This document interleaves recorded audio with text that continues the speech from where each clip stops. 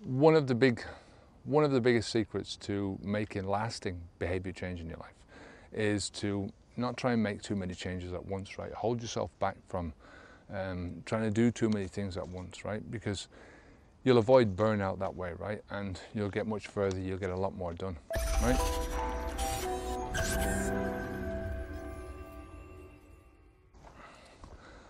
How you doing? I'm Kevin O'Hara for alcoholmastery.com. Today I wanted to talk about lasting behavior change and how many behaviors should you try to change at once, right? And the basic thing is that if you try and make too many changes at the one time, you're going to suffer from burnout, right? You're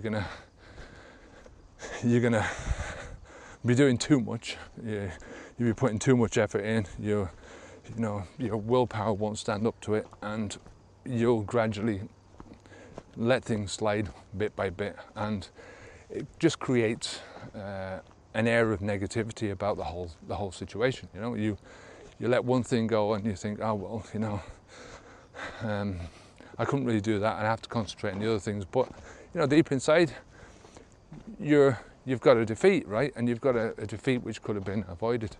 And that defeat can sort of bring with it negative aspects, right? So you can start thinking, about your self-control, that your self-control is lacking, or it can dent your self-confidence a little bit. So I definitely think that you can. It depends what where you're trying to bring new things into your life, right? So you can try to make changes from a couple of different areas of your life at the same time, but not from one area.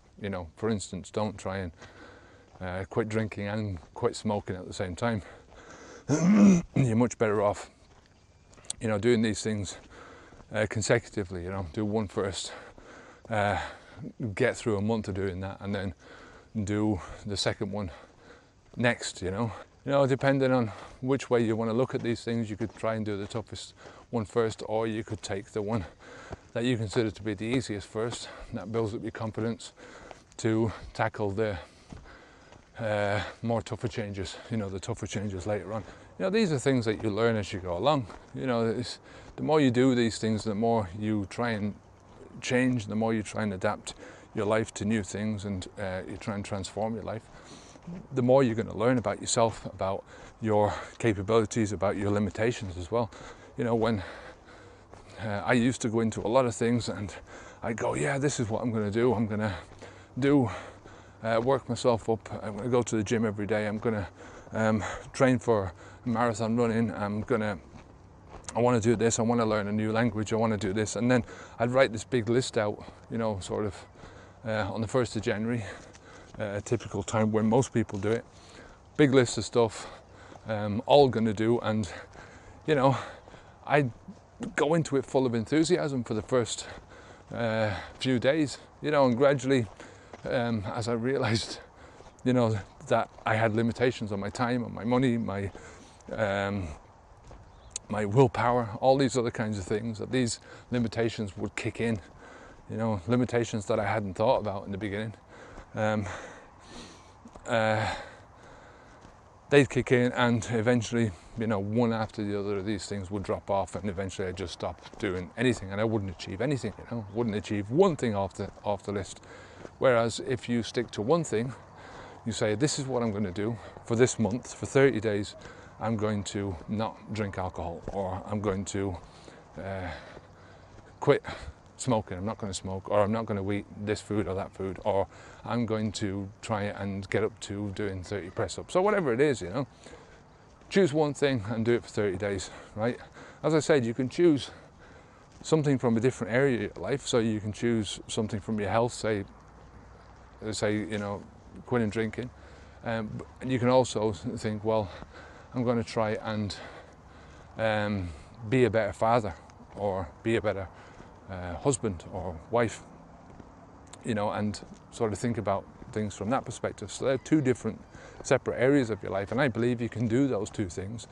I don't think you necessarily need to sacrifice one or the other, but definitely don't try and do two things within the same area of your life at once, because you'll just get burnout really quickly.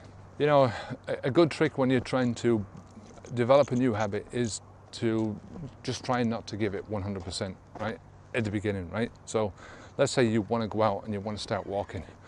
Don't go out and say, well, I'm going to do 10 kilometers in the first day. If say your goal is to do 5 kilometers, that you want to start out walking 5 kilometers, then instead of doing the 5 kilometers, say you're going to do 3 kilometers, right? And stop yourself at the point where you say 3 kilometers, you stop, you want to push yourself forward, stop yourself there and stop yourself from moving forward when you've got that momentum, right? So you feel like you want to do it, but you're stopping yourself and you're holding yourself back. And that sort of it builds the enthusiasm for the next time, right? You've still got some juice in the tank, you've still got something left that you could have put yourself out there to do, but you didn't, right?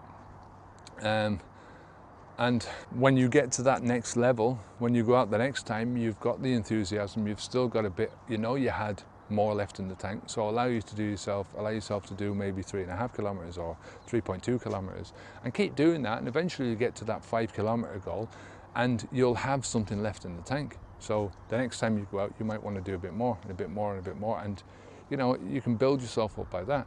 It's a useful trick to follow. Always leave something in the tank. Always don't give it 100% on your first try, because if you give it 100% and you feel very tired with it, it can sort of stop you from going out the next day. If your feet are sore, your feet are really sore, if your legs are sore, if you you get home and you're starving, hungry, or whatever, if you get a negative feeling from it, then the next time you can bring that negativity into the next session that you're going to do, right? And that's not a good thing. So you always want to try and build momentum, try and build positivity, and bring that positivity forward with you wherever you go. So anyway, that's it for today. The whole point of this is to don't do too much, don't focus your mind on doing too much, just concentrate on doing one thing at a time. Get that one thing done for 30 days, build up that pattern in your life, and then move into something else. And you'll often find that the achievements that you make, they build on the next one as well. They give you a bit more willpower, they give you a bit more stamina, a bit more self-confidence. So I'm Kevin O'Hara for alcoholmastery.com. Onwards and upwards.